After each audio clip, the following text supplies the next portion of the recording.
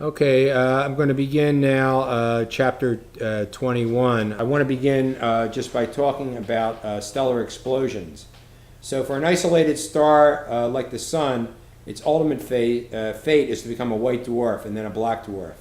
If the star is part of a binary system and the distance between both stars isn't too great, however, the dwarf can actually pull matter from, for instance, if it has a main sequence companion, it can actually pull matter from that companion, and the matter will be pulled through that Roche lobe to that towards the white dwarf, but it doesn't fall to the surface. The matter is just going to fall. If this is the companion star here, the matter will actually form kind of what almost looks like a ring around that star. And that is called an accretion disk.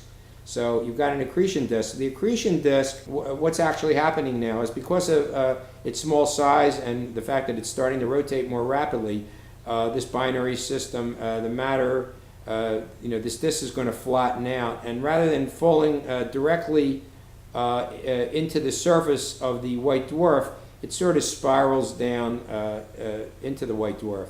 But as material is gradually pulled inward, it's heated up, and it's spiraling down to the surface, and because of this heating process, it's going to get quite hot, and now it's going to start radiating in the visible, ultraviolet, and even X-ray portion of the spectrum. So we can actually use the fact that it's giving off X-rays as an excellent way of being able to locate these kinds of objects.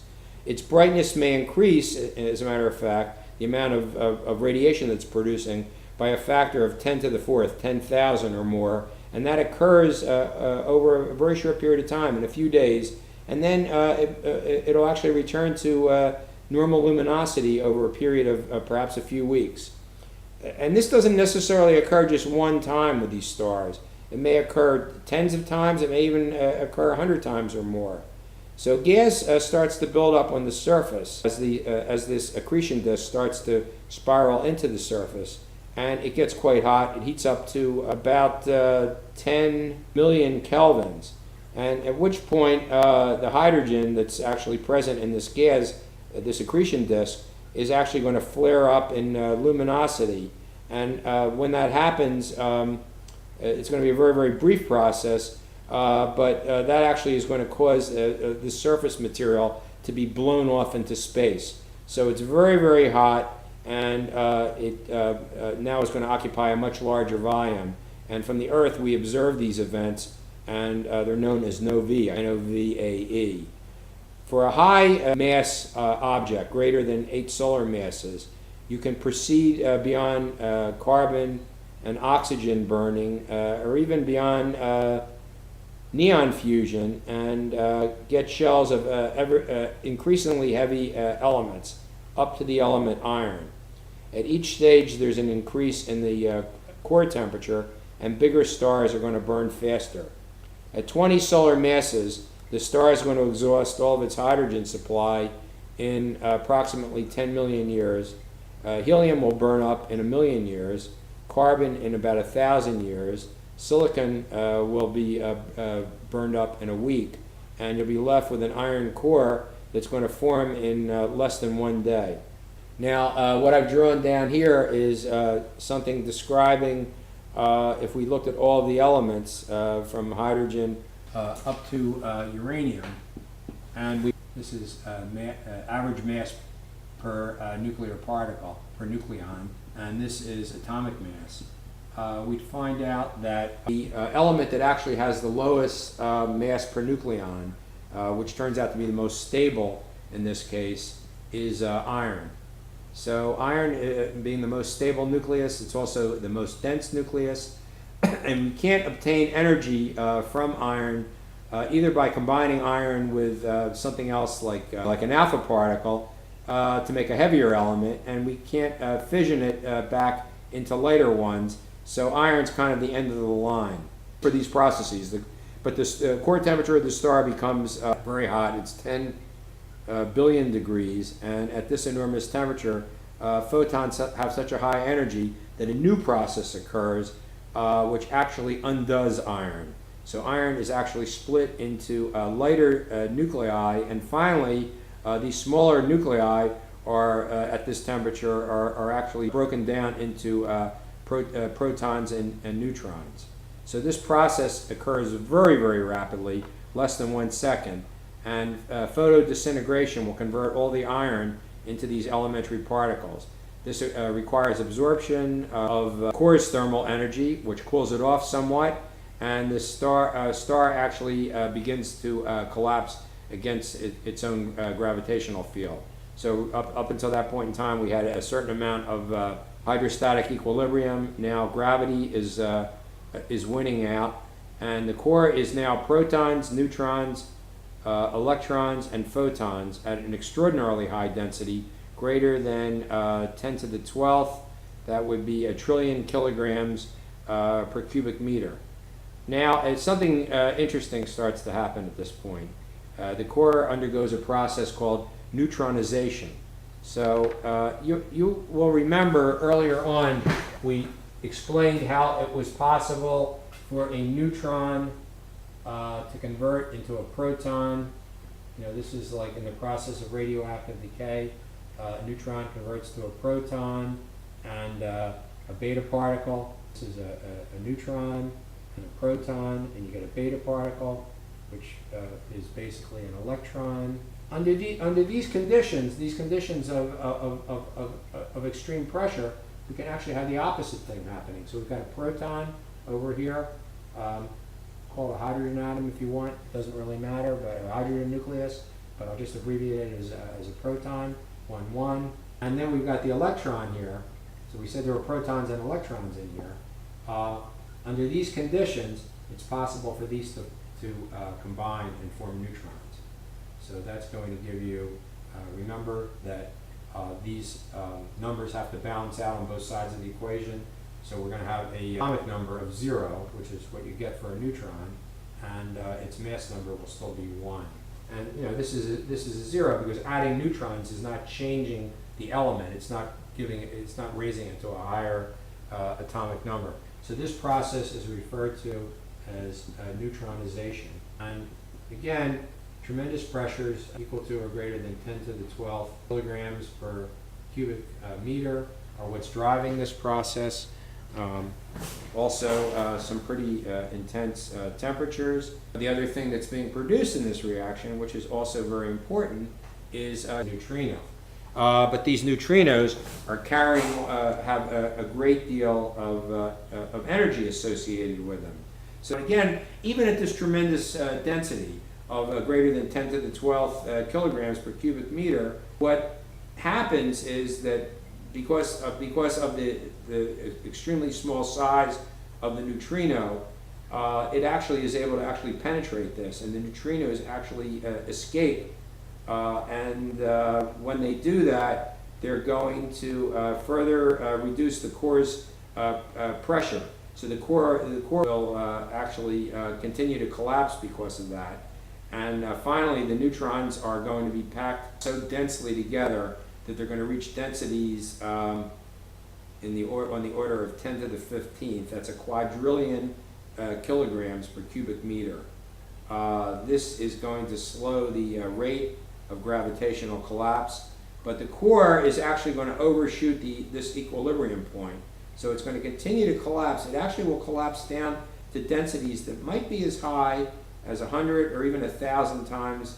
So we said we were at a quadrillion. So we could even get up to maybe as much as a quintillion, somewhere between, let's say, the quintillion would be 10 to the 18th, but between 10 to the 17th and 10 to the 18th kilograms per cubic meter. And it's kind of like you have a rubber ball, and normally the ball, if you blew it up, or it could expand to a certain size, but eventually if you let the air out, it would contract to a certain size. But if you gave it a really hard squeeze, maybe you could get it to go even. So basically, this thing is going to be squeezed beyond its equilibrium point here. And then it's going to rebound, just like if you had a solid rubber ball and you squeezed it more firmly, you could still squeeze it to beyond what it normally, the space that it normally occupies. and then when you release it, it rebounds with a lot of energy. Well, in this case, the energy from the rebound is absolutely enormous. And when that happens, then the core is actually going to overshoot the equilibrium position, and when it rebounds, it's going to create a tremendous shock wave that actually is going to blow the star completely apart. And for a few days, that star may be brighter, maybe the brightest thing in the entire galaxy in which it inhabits. This is called a core collapse supernova. The energy is on the order of 10 to the 43rd joules when this happens, and that's basically like something like the total energy that's been given off by the sun over its will have been given off by the sun over its entire lifetime. The neutrino energy, which is also partially driving this, from all these neutrinos that are released, might even be 100-fold greater than that. While a star can become a nova many times, it can only become a supernova once. And there are two types of supernovae. One of them is called type 1, and this is the explosion that results from a C-type, a carbon-type white dwarf, which is hydrogen poor. And both of these things actually produce characteristic spectra. So if we look at the spectra, which I'll get to in a moment, we can tell whether the supernova is a type 1 or type 2 supernova. So the type 2 is an explosion of a massive star, which actually has a lot of hydrogen in it. So all high mass stars ultimately end their lives in the form of a type 2 supernova. But only a fraction of low mass stars, and that's those where there's a red giant falling into a white dwarf, actually explode as type 1 supernovae. Because there's so many more low mass stars, we see an approximately equal number of both types of supernovae, type 1 and 2. Now, in the year 1054 CE, both Chinese and Arabic astronomers observed something very, very interesting occurring in the sky. And they saw an object that was actually brighter than the planet Venus. And according to the records that were recorded, according to the records that we have, this could actually be seen in broad daylight. And some of these ancient astronomers said that it was even as bright as the moon. Now, today, which is nearly a millennium later, we still see the remnant of this explosion as the Crab Nebula. This is Messier object M1, the first in his catalog. It's 1,500 parsecs from the Earth, and it has a diameter of approximately 2 parsecs.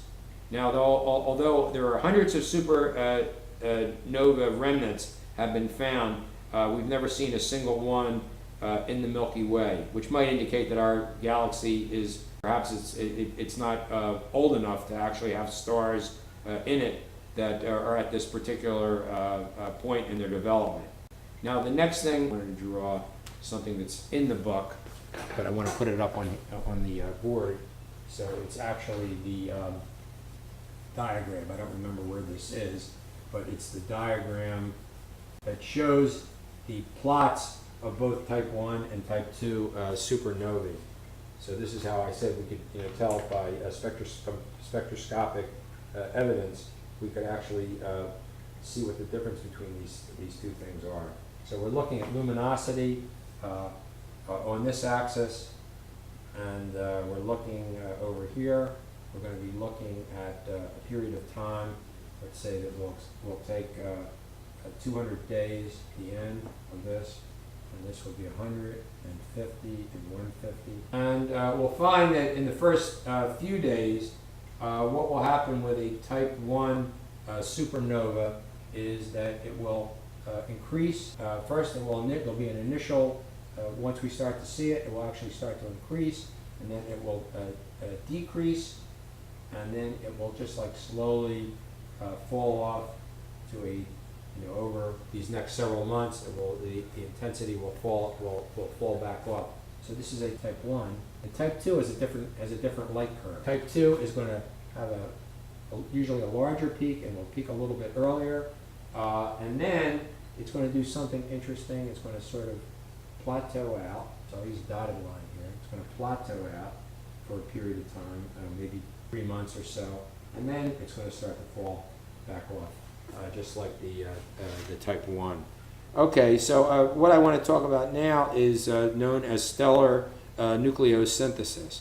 And stellar nucleosynthesis is the process whereby other elements, particularly the higher elements, the ones beyond iron. So, we haven't really talked about that. So if iron is kind of the most stable nucleus, how do we get to these higher atomic number elements? So we'll look at that now. Oh, all right. Well, I wanted to talk about the periodic table a little bit. So the periodic table today consists of 118 elements. 92 of these are what are considered to be naturally occurring elements, although we now know that elements like neptunium and plutonium actually do occur on the Earth because there are some natural atomic reactors. There are certain places where the concentration of uranium is such that there are neutrons being produced, and this is actually driving natural reactors. So there are small amounts in these areas, and these things periodically, what happens is they usually they're filled up with water. The water acts as a natural mediator of neutron reactions, and kind of cools the natural reactor down a little bit. Then it will heat up and the water will evaporate, and you'll get this reaction occurring again, and it repeats over and over again. And so these things do build up small amounts of neptunium and plutonium. I mean, this is not as effective as an actual reactor that we would make, but those things do exist. So there are 118 elements, and some of those elements, your book says, they have not yet been confirmed. I don't really think that's true. I think they have been confirmed, all 118 of them, as of this particular point in time. But that's not particularly important for our discussion. But most of the universe is composed of 81 stable elements. And then there are these 10, including neptunium and plutonium, naturally occurring radioactive elements. That only gives us 91 elements. There are two other elements on the periodic table, element number 43, which is technetium, and the other one is promethium, whose atomic number I don't happen to remember offhand, but you can certainly find it in your book. And promethium is one of the rare earth elements. Now your book does say something about promethium that is not right, and I wanted to correct that. Let me see if I can find it. Yeah, on page 529 is a statement that says, promethium is a stable element that is found on our planet only as a byproduct of nuclear laboratory experiments. It also says technetium is an unstable element that is found in stars. Now that's true, and it's also true that we do produce technetium in nuclear laboratory experiments, but the first part of that statement that says promethium is a stable element is not true. Promethium has no stable isotopes. All of its isotopes are radioactive, which is the reason that it's very, very rare, and or really doesn't exist at all unless we're making it. And although it could actually be formed as part of a series of elemental transmutations, which might be occurring naturally, but there's probably so little promethium on the Earth at any one time that we could essentially say that there's none other than the stuff that is actually man-made. But promethium's longest-lived isotope is promethium-145, and that's only got a half-life of 17.7 years. So if there were any of this around at any time in the Earth's formation, after 4.5 billion years, all of that essentially would have been gone. So we've already begun the discussion of stellar nucleosynthesis with a proton-proton chain and the triple alpha reaction at over 600 million Kelvin. Carbon-to-carbon fusion occurs. This is something that does happen. So two carbon atoms can fuse, and when that happens, we get magnesium. Atomic number 12, mass of 24. The energy to fuse these two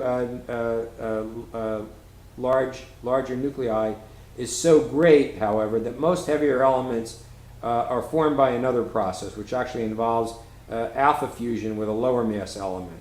So for instance, and this is called helium capture. So for instance, you could get oxygen to oxygen fusion to occur. If you try to do that, to fuse an oxygen with another oxygen, which would give you sulfur, that would be sulfur 48. I did that correctly. But if you had oxygen fusion, that would require a temperature of 10 to the 9th degrees, a billion degrees. And that's a lot less likely than a process that does occur more readily, which is this process, where rather than fusing with an oxygen, it fuses with an alpha particle. So it fuses with a helium nucleus. And then we get helium-4, and now we build up to a higher element, which is 10, that would be neon.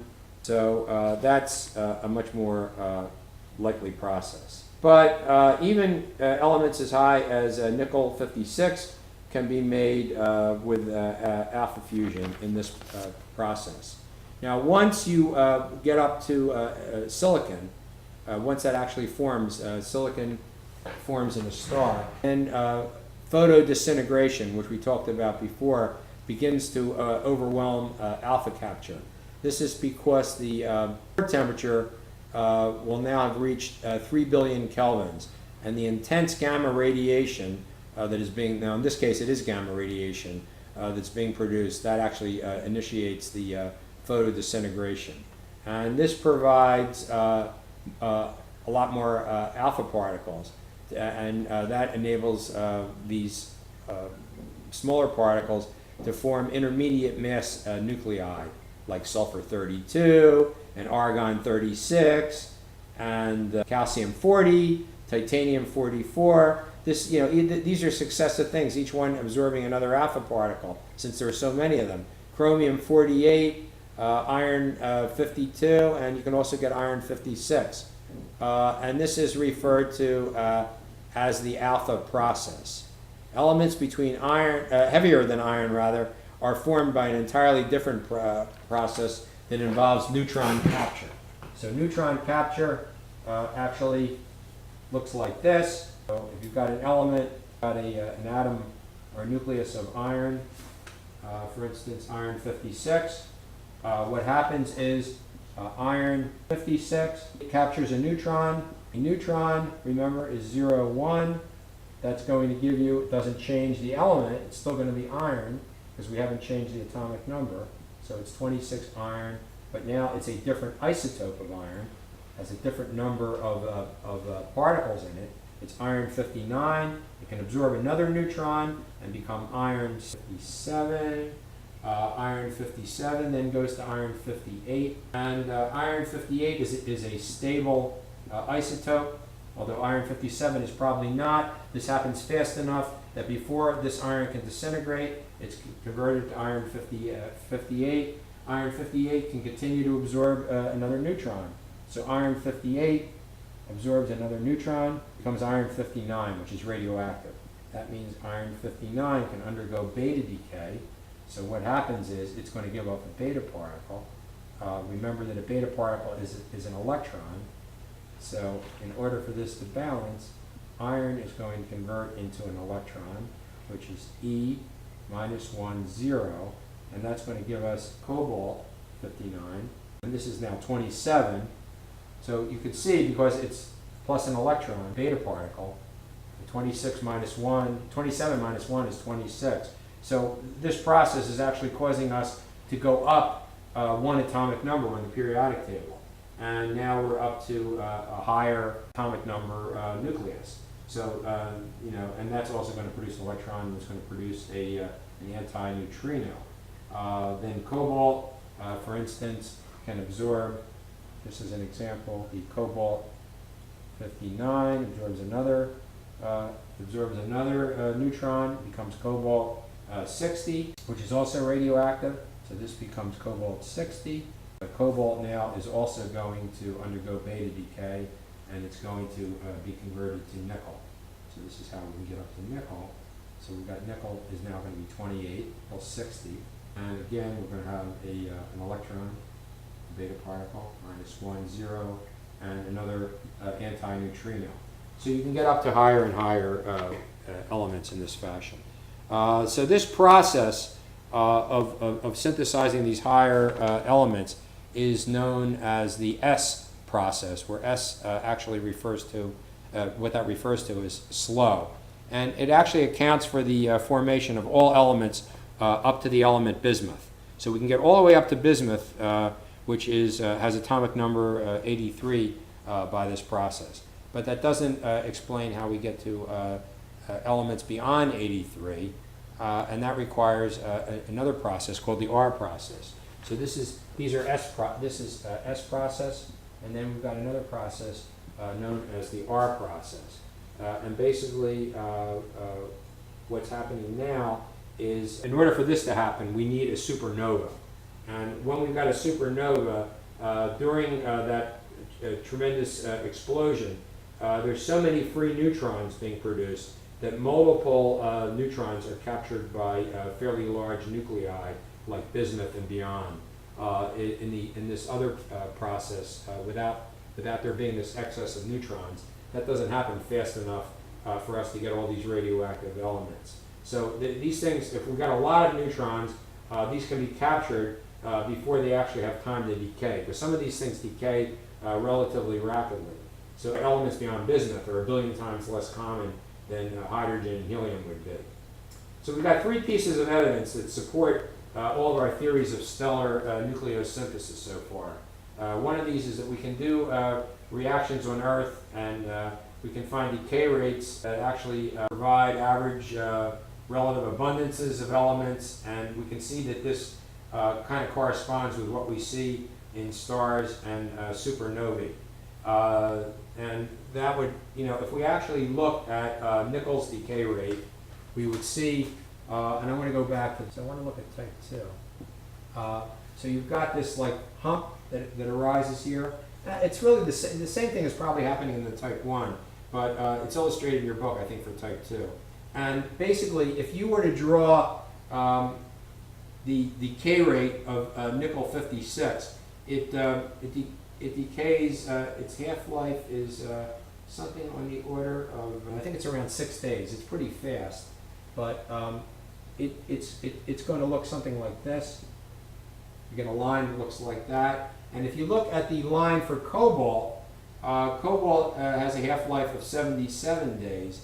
And this is comparing, what we're calling luminosity here is really the rate of production of, say, beta particles in this case. But basically, this is decaying, its luminosity is falling off in this fashion.